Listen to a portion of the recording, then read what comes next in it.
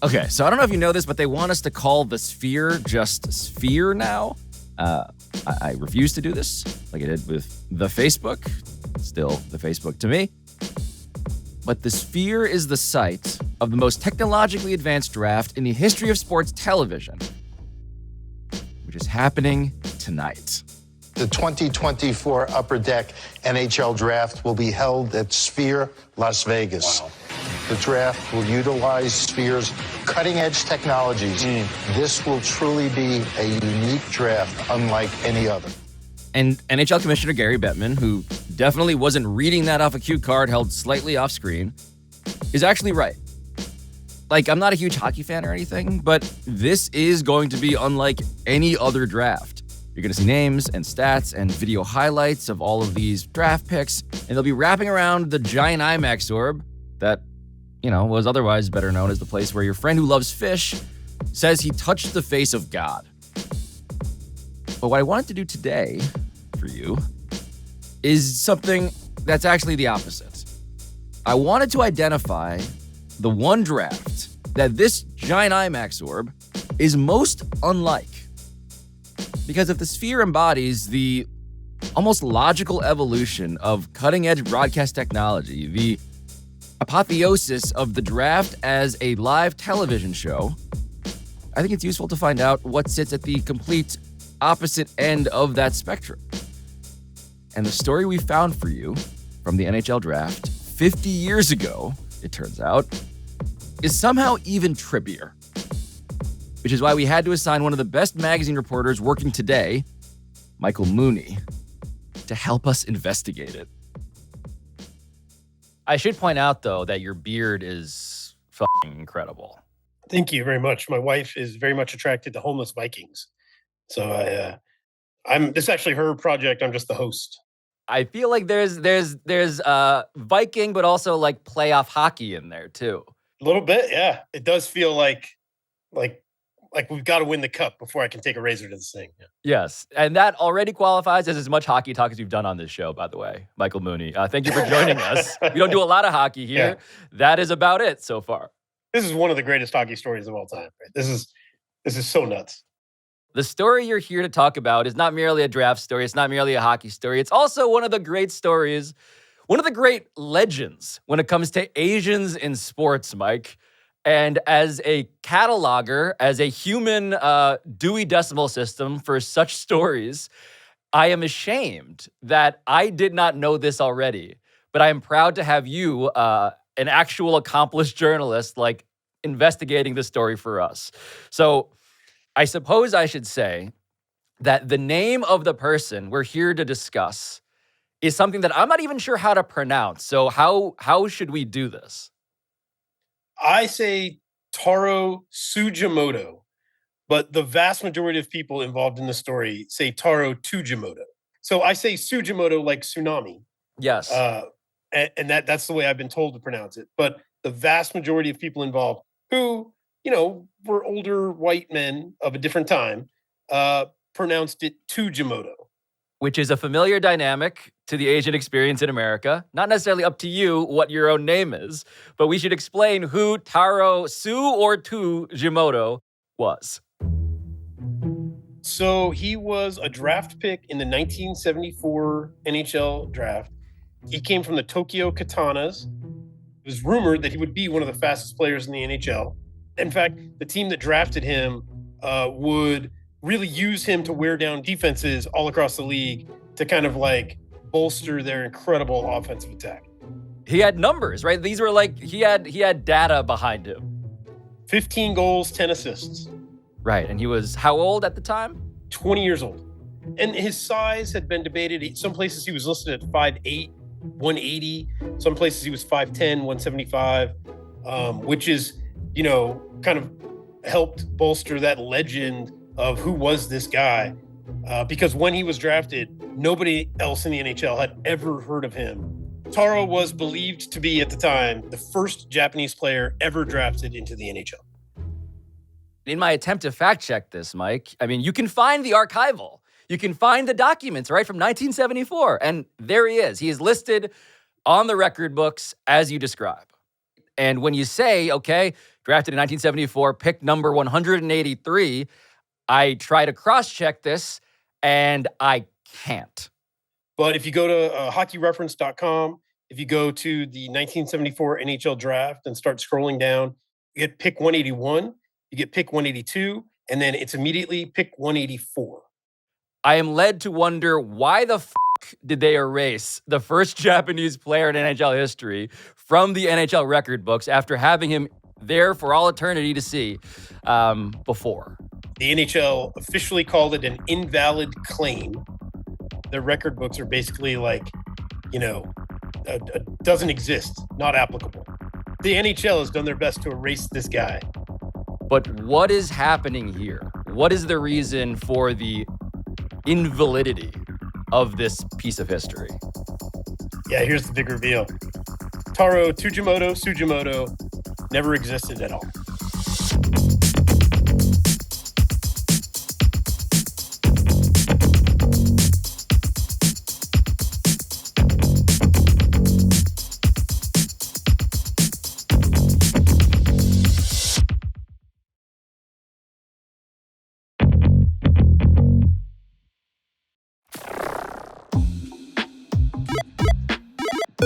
All right, so you are about to hear the story of how the first Japanese player ever drafted by an NHL team, a pioneer in the world of Asian athletes, a legend that is still memorialized all around Western New York, did not actually exist.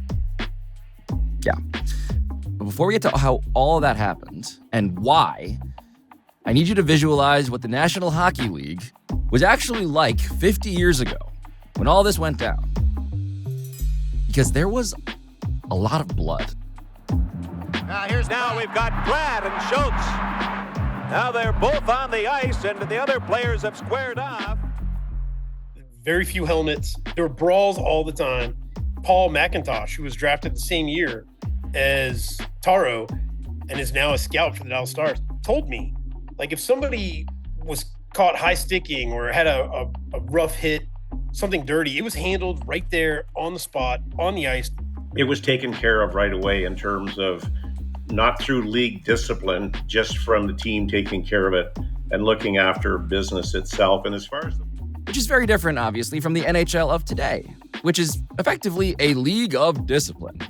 But back then, the league office didn't care about all the blood and fighting and general on-ice goonery. What the NHL spent most of its time worrying about, what it was freaked out about, honestly, was a newly existential business concern. Because a deep-pocketed new competitor had crawled into the league office's heads. And so the NHL was spending most of its time worrying about how to wage a war of its own now, in secret.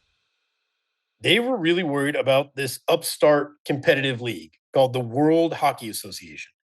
12 brand new, fully manned, well-balanced Canadian and American hockey teams took to the ice and began thawing out the first ice age and opened up a closed shop that had become one of sport's most firmly locked-up monopolies. The impenetrable fortress that had withstood years of onslaught had finally met its match. They were competing not just for audiences and attention. They were competing for the same players. They were losing players to this other league, including Bobby Hull, who was one of the greatest players of all time. And so the NHL decided in 1974 to have a secret draft so that the WHA wouldn't know which players to target and go to. Because if you had two leagues, if you had two different teams who had drafted the rights to somebody competing, well, that was going to cost the owners a lot of money. And so the setting for a secret draft 50 years ago, how secret is the room that the secret draft is being held in? Where was it all happening? There wasn't even a room because this was entirely secret. It was done over the phone. And the man at the center of it was Clarence Campbell, who was almost 70 years old and just the driest, most boring, old lawyerly type man. And he would have to call each team and he would ask their draft pick. But before he asked the draft pick, he would have them listen to him read through every person who had been picked before that. And he would often stop and spell out the names in just the most dry, monotonous, tedious process. It's so boring. It sounds incredible insofar as this is like the opposite of a TV show that millions of people would want to watch as they do today. Yes. Okay, so I just got to underscore the logistics, the math here that Mike is laying out for us. Because Clarence Campbell, the droning president of the NHL, a former ref, actually, who ascended to the top job and held it for 30 years, was best known for league expansion. Now, there's not a lot of surviving audio of Clarence Campbell, but you can hear him in this quick clip from 1966 announcing that he was doubling the size of the NHL from 6 teams to 12. This is the year of the great expansion. This year, for the first time, the league will be composed of 12 teams. And less than a decade later, by 1974, the NHL under Clarence Campbell had now tripled in size to 18 teams. And so in this secret draft, a secret enterprise meant to claim as much of the world as possible for the NHL, basically, there were 25 rounds. 25! The entire thing lasted 3 days in total. Picks would be revealed directly to every team, one by one, over the phone, yes, by Clarence Campbell, that voice you heard before. And it was exhausting and irritating. And nobody was more exhausted or more irritable than one team in specific, the Buffalo Sabres. And so the other end of the line here, for the purposes of our story here, across the country, is the Buffalo Sabres front office. And who is the person manning the phones for the Sabres? George Punch Imlach. I mean, he was a legend. He's one of the most influential people in the history of the NHL. Imagine like Tom Landry, but older and Canadian and meaner. He would just absolutely would not suffer fools in the slightest. Our first guest, the coach and general manager of the Leafs, Punch Imlach. And Punch, you'll be going into the dressing room. Do you speak to them as a group or as individuals or what? Well, usually I use a group idea. Once in a while I get bad and then I go to the individual, but most of it is usually done as a group and let them take out what they think applies to them. Could you give us a little preview of what you're going to say? Paul McIntosh, the former player, told me that the trainers would tell him that they would keep ties right there in the locker room. You didn't go in his office without a tie. It didn't matter if you had blue jeans on or what the rest of everything looked like. You had to have a tie on. And they'd say, "Kid, make sure you put a tie on to see Mr. Imlach." Otherwise, he was immediately going down to the farm league. Like, there was no discussion. He was gone. That's what kind of guy Punch Imlach was. Right. And do we know why his nickname was Punch? Yeah.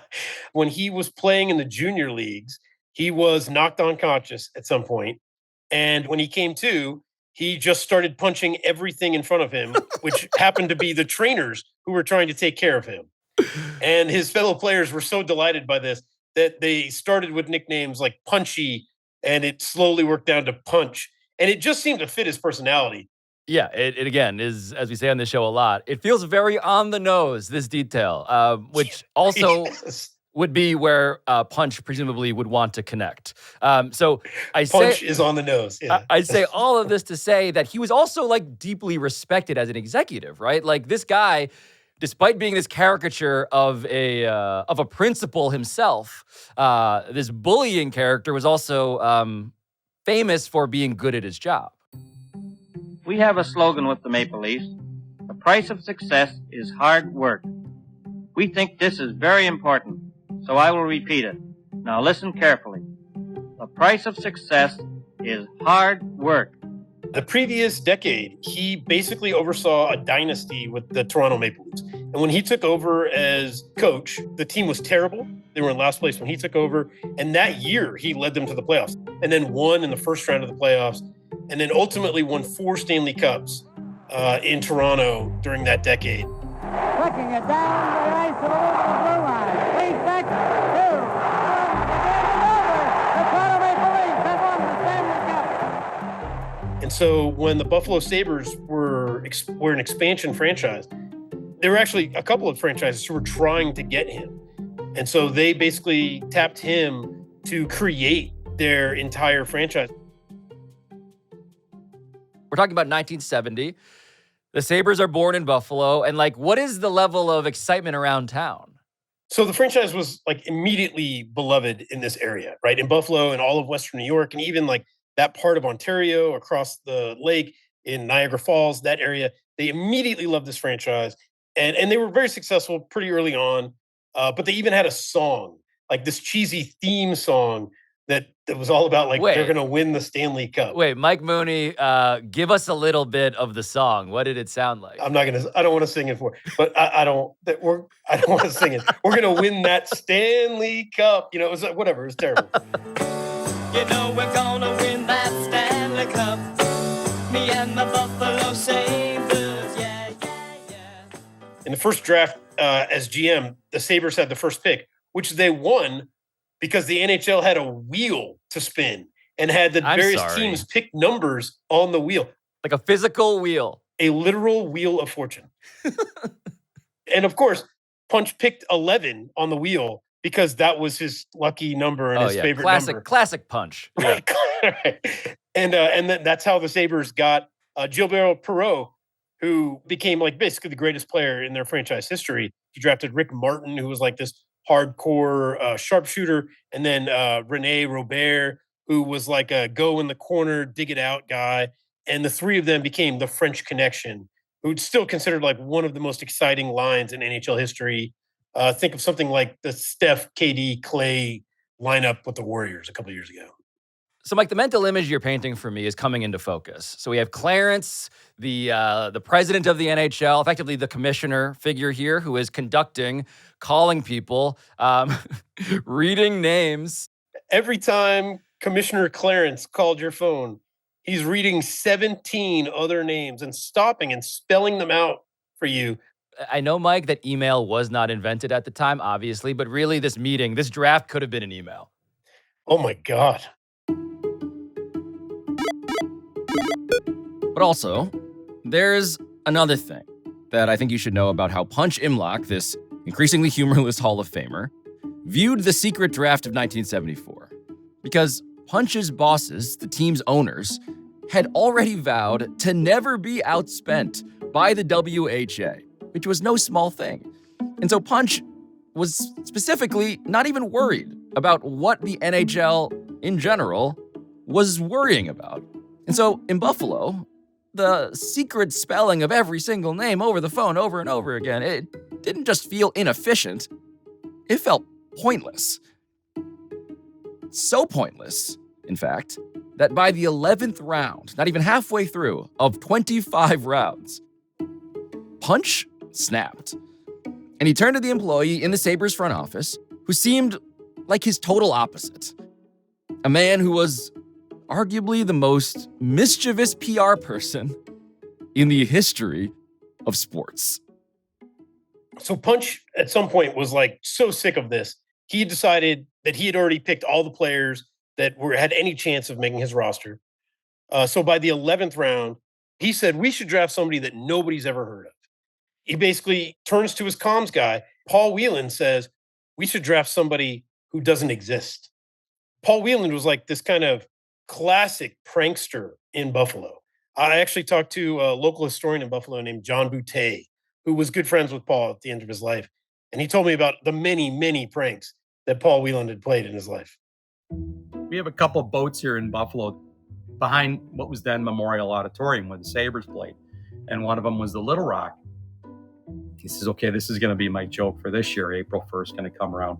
And he put out a press release. He says the Buffalo Sabres will be doing training camp this year from the deck of the USS Little Rock out on Lake Erie. And they're going to do training camp. They're going to bring portable ice. They're going to do, weightlifting. They're going to do cardio work. They're going to do all this stuff on the boat, on the ship, out in Lake Erie. People were thinking this was real. I mean, you're going to be what? Doing what?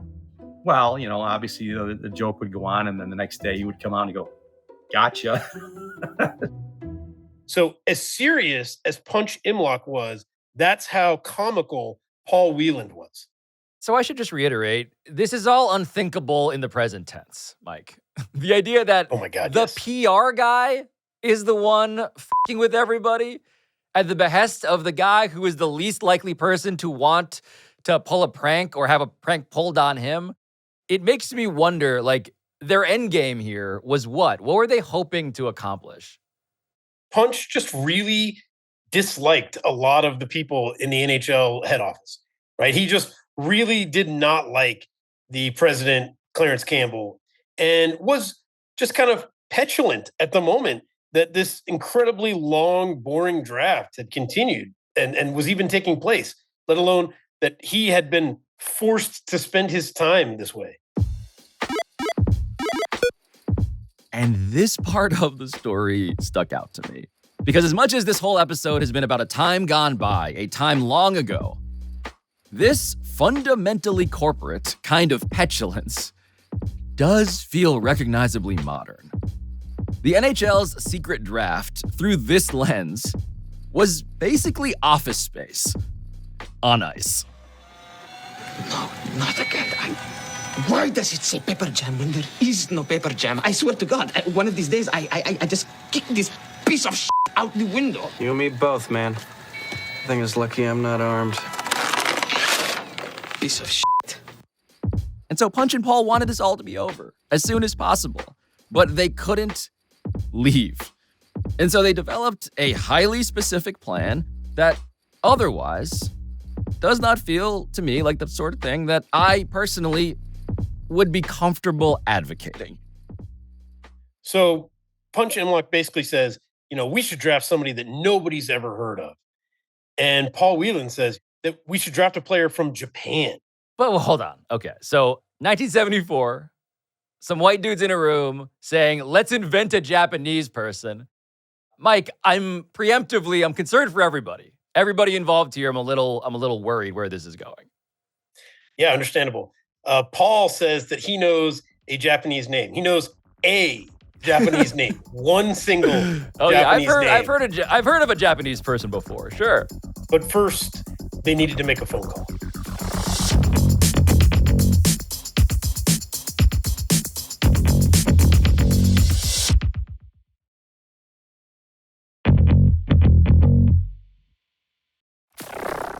Okay, so just to recap here. The Buffalo Sabres have pledged to invent a Japanese person. But first, they need to make this mysterious phone call, Mike. So who is on the other end of this phone call? So the other end of the call is a man named Josh Tsujimoto. And he is a farmer and a Christian missionary. He had been in an internment camp in America and somehow ended up in Western New York, running a produce stand called Tsujimoto's. And I actually talked to his grandson, Ben Tsujimoto, who's a writer for the Buffalo News, about his grandfather. The gift store was on a main thoroughfare. It was on Seneca Street. Some people know it as Route 16, but it had a lot of traffic going through it. So people would frequently drive by, see this big sign that said Tsujimoto's. And I mean, obviously in Elma, I think we had maybe 99% white. So it was real strange to see an out of the ordinary last name. So it stuck with people. Yeah, I can imagine that there weren't a lot of Japanese farm stands around Buffalo in the 70s, Mike. There were very, very, very few. So much so that this really stuck out in people's minds when they went there. And it was a popular place, too. They had like Japanese trinkets. They had bonsai trees that nobody had ever seen before, right? This was a decade before The Karate Kid came out. What are you doing? Oh, I'm trimming my baby tree here. Bonsai tree. Bonsai tree. Bonsai. Bonsai. They're beautiful. This was quite an anomaly in upstate New York.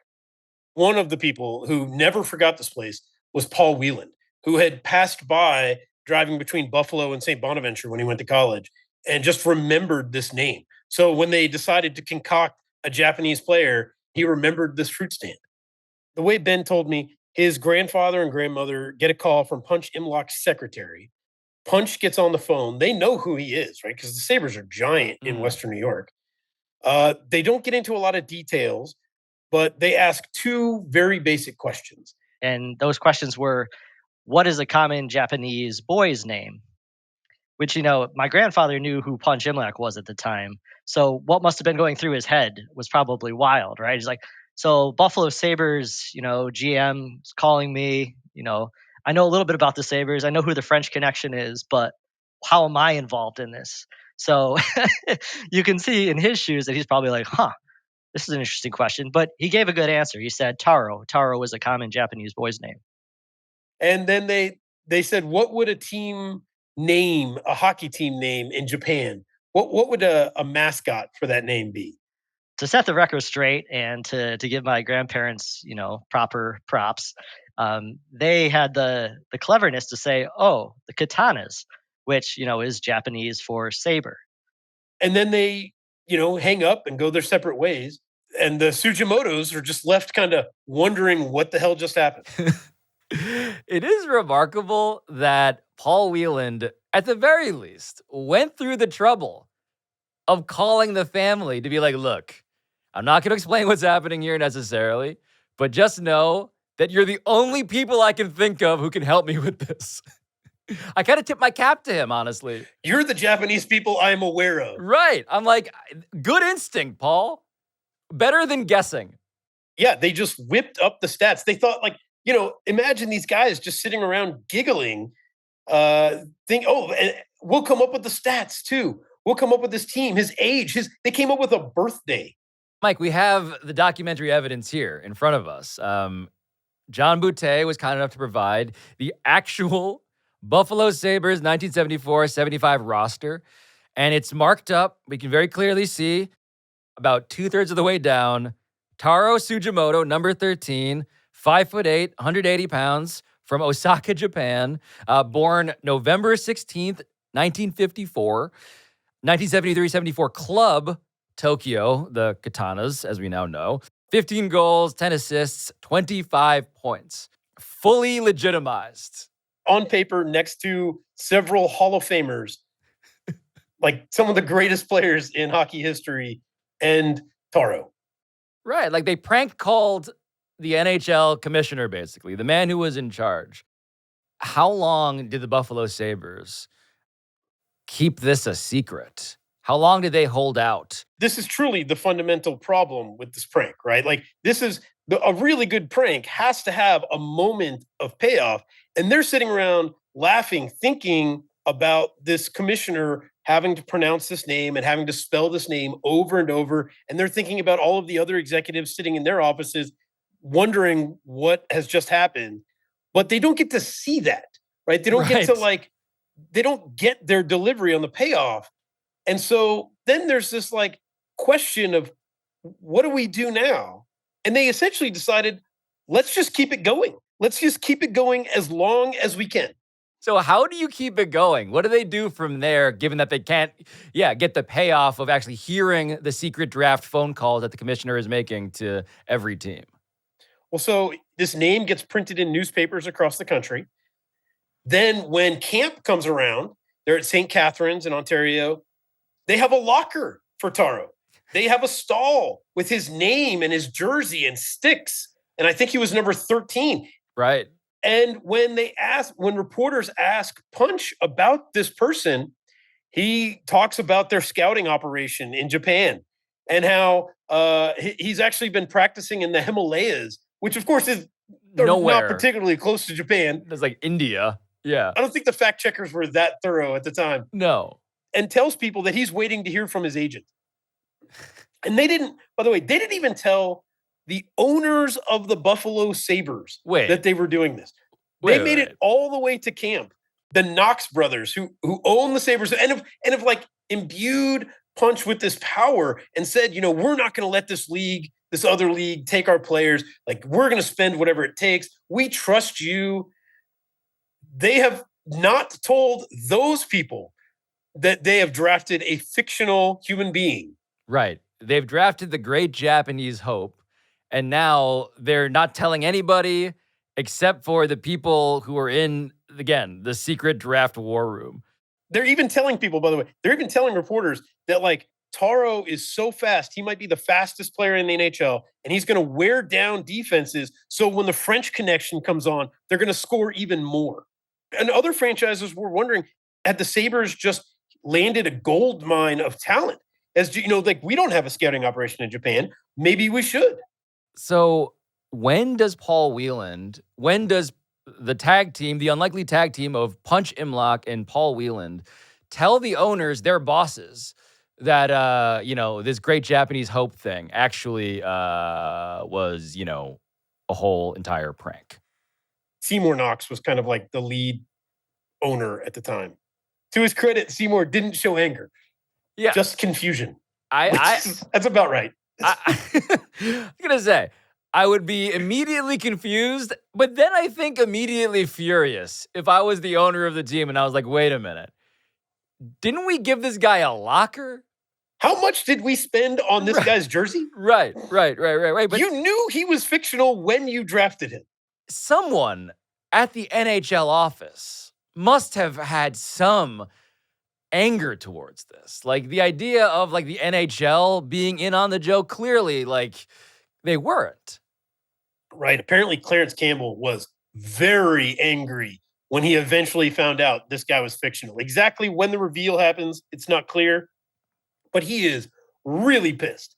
And he immediately orders the removal of Taro Tsujimoto's name from all of their records. And he was so upset that they'd already printed all of this material in newspaper accounts, in Buffalo even, for years. When this guy would be mentioned in stories about previous drafts, there were like parentheticals that say, like, some say he's fictional.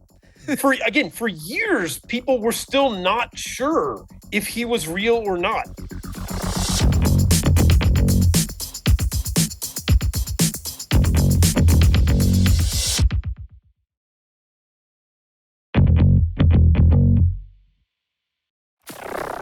So on some level, I should say instinctively that this all seems like it could have gone very, very wrong in a bunch of different ways, right? You have a bunch of white guys saying, we're going to invent a Japanese dude, and there is actually one Japanese dude that they know. And so it's a prank pulled on someone else, but the real person with the real last name is being used fundamentally as a means to this end. And so it makes me wonder, actually, how Ben, the grandson of Josh Tsujimoto, the aforementioned owner of the farm stand who inspired the name, how he feels about all of this.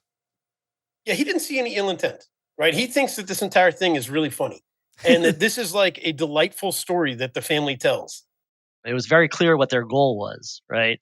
Their goal was to achieve a prank that, they had to have certain ingredients to that prank that would fool people. And having a foreign hockey player made sense as a way to fool people. And I think there was nothing that was at all malicious. And I think that it actually made the story cooler that it was a Japanese hockey player, because there just weren't, as far as I know, many Japanese hockey players who made it to the NHL.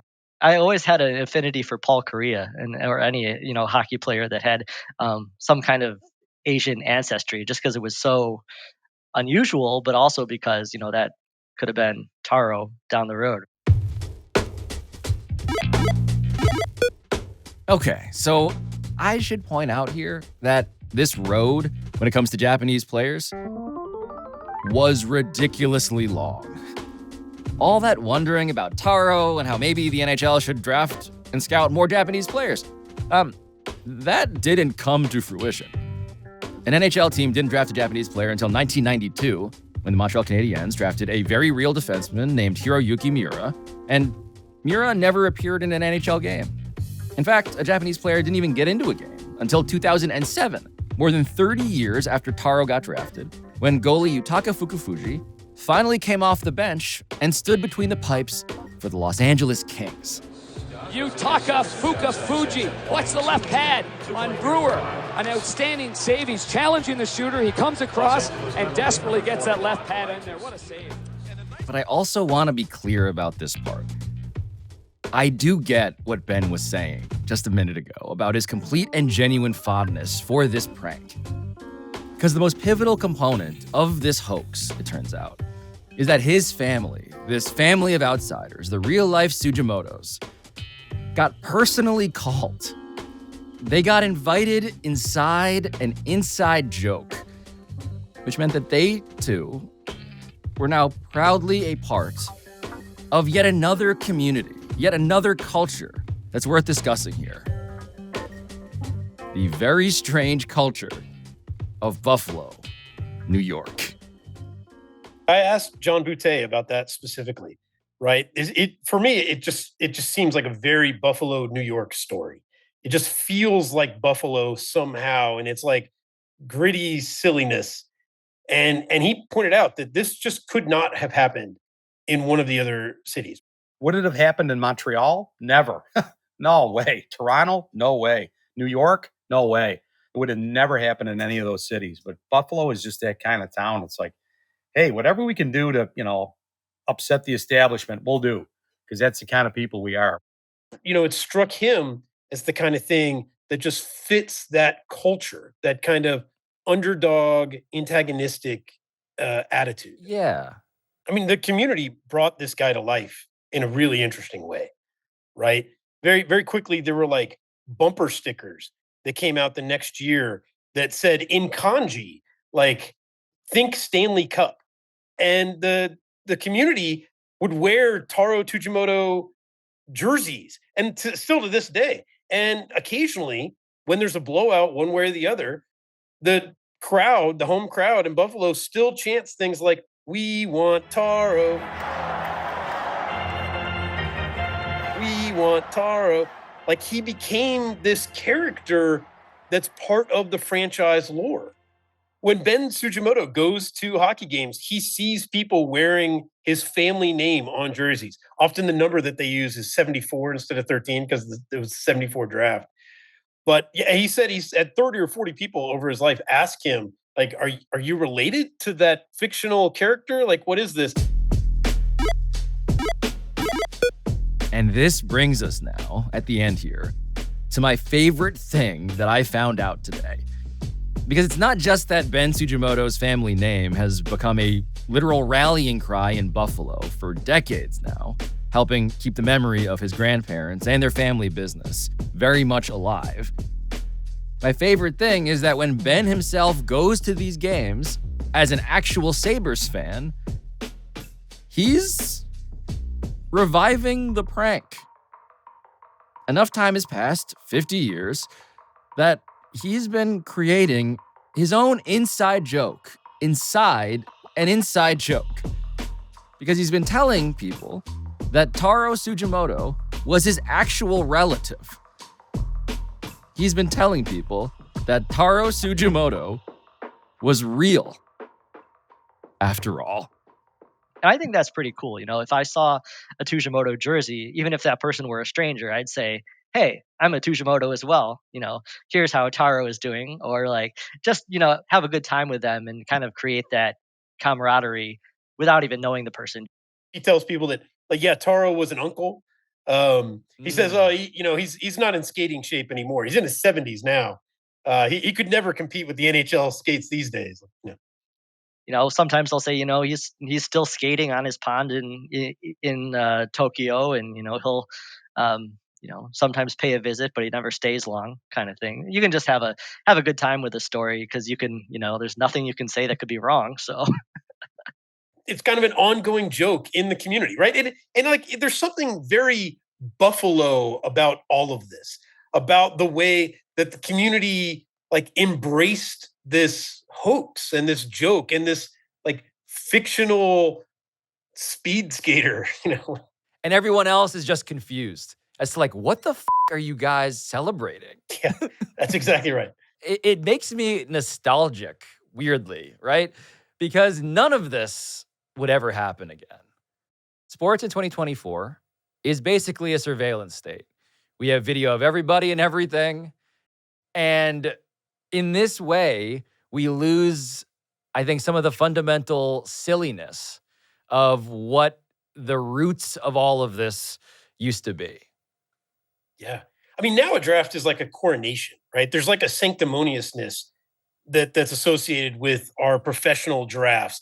At the time, this was clearly the total opposite, right? They played a phone prank. They basically made a prank phone call to the NHL on one of the most important moments in the league that year.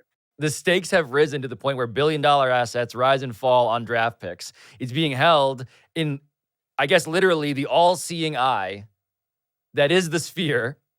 And meanwhile, all of this started with a bunch of dudes being like, this is boring. You know what would be hilarious? Yeah, that's essentially like how one of the greatest legends of the NHL started. Yes. Michael Mooney, thank you for reminding us where all of this actually came from. That's great. Yeah, absolutely. Thank you so much for having me. This has been wonderful.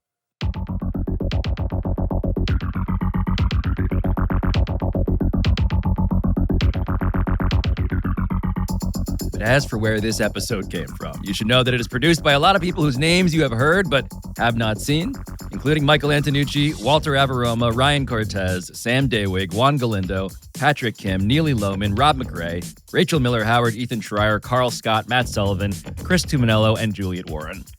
Studio engineering by RG Systems, sound design by NGW Post, our theme song by John Bravo. All of us will see you on Tuesday.